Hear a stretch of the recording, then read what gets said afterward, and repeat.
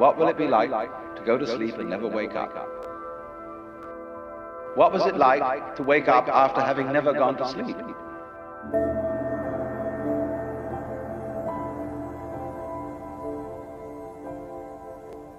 The 2020 title Spiritfarer is very unique in the world of video games. It's got gorgeous art, an amazing soundtrack, and some incredibly interesting design. In it, you play as Stella, a girl who has taken over the job of Spiritfarer for Charon, the famous ferryman of Greek mythology. The game tasks you with collecting the spirits of the dead, learning their life stories, and helping them pass on to the great beyond. While doing that, you'll also fish, cook food, garden, manage livestock, and upgrade your ship as you travel around the afterlife helping spirits in various ways. And while everything from the design, art, and music makes Spiritfarer unique, I want to focus on a specific aspect of the game that I find fascinating, and that is how it deals with death. In most games, death is something you avoid. It's a bad thing, a negative, a fail state. But in Spiritfarer, death is the point. It's what you strive for.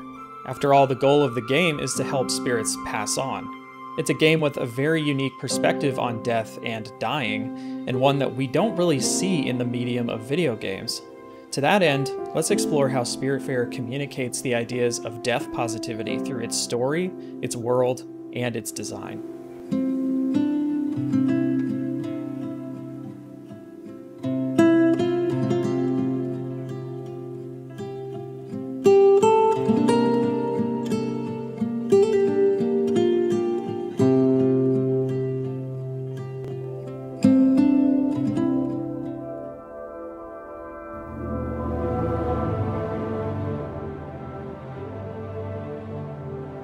First things first, what is death positivity?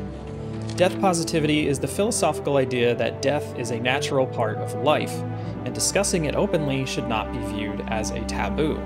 Death positivity is not the idea that you should be happy when someone you love dies. Quite the contrary. Instead, its core focus as a movement is to openly discuss death, prepare for it early, and change many of the taboos associated with death and dying. The movement believes that openly talking about death takes a lot of the fear out of it, and lets people overcome many of their anxieties about what comes after. It's not that you can't find death everywhere. You find it in the news, you find it on the internet, you find it in cartoons, you find it in crime shows. It's absolutely everywhere, and it shows how obsessed we are underneath the surface subconsciously with our own mortality, but I think we should bring it out into the open. Subconscious fear of death drives us in negative ways, whereas open fear of death or open acknowledgement of our own deaths can help us in positive ways. When I was a kid, I found the concept of death incredibly frightening, but there was something that always made me even more frightened and anxious, and that was eternity. I only recently started telling people in my own life this, but I used to have full-blown panic attacks thinking about the idea of going on forever, just living over and over again, or experiencing something that went on and on and on and on and on. I had these panic attacks until I was a young adult and started reading about philosophy and comparative religion. Many of the ideas expressed by people like philosopher Alan Watts made me feel as if death wasn't necessarily something to agonize over. It was just a natural part of life. Death seems so final. Nothingness seems so very, very irrevocable and permanent. But then if it is, what about the nothingness that was before you started? So don't you see, the way we hoodwink ourselves is by attributing powerlessness to nothingness. We don't realize that is a complete logical fallacy. On the contrary, it takes nothing to have something, because you wouldn't know what something was without nothing. You wouldn't know what the form is without the background space. It is not, therefore, natural for us to wish to prolong life indefinitely. But we live in a culture where it has been rubbed into us in every conceivable way that to die is a terrible thing. And that is a tremendous disease from which our culture in particular suffers. Don't get me wrong, I'm afraid of dying. I think that's normal. But when I'm presented with the alternative, I can now only see death as something that can be prepared for, examined, and talked about openly. I've found that in doing so with other people in my life and reading about it, it's helped ease a lot of my anxieties.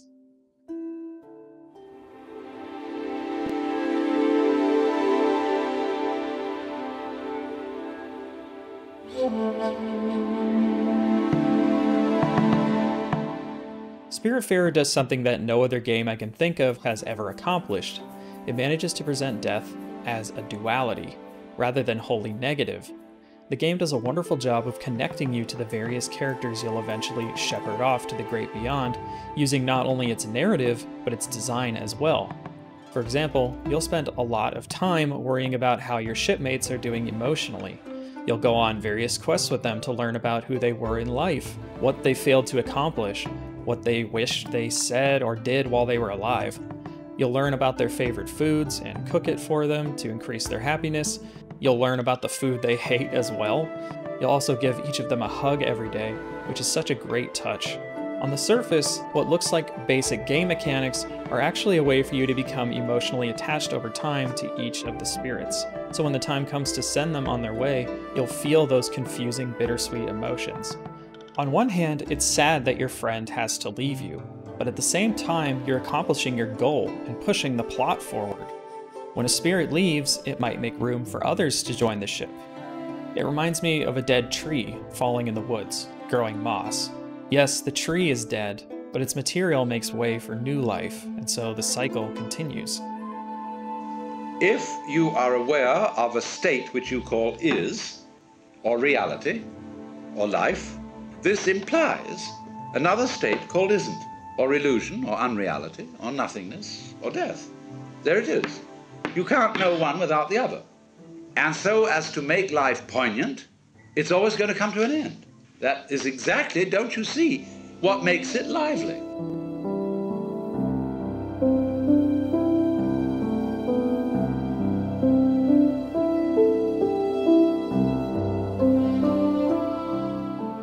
Death can be a tricky subject to talk about.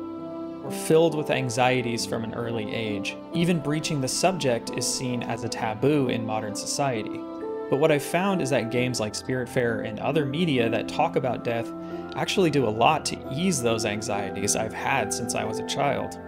Of course, like most people, I'm afraid to die. I have all the same concerns as anyone does. But I found that talking about death, thinking about it on a daily basis in more philosophical terms, has helped me come to terms with the whole thing and accept it. We're all going to die. That can't be avoided. But the fact that we're going to die makes the time we do have precious. The fact that we are here at all is the result of a cosmic lottery, a lottery that we all won. Think of the countless lives that were never born, and yet you're here, right now. You get to experience joy and sadness, good food, hugs, music, friendship, sunshine, the sound of rain, and love.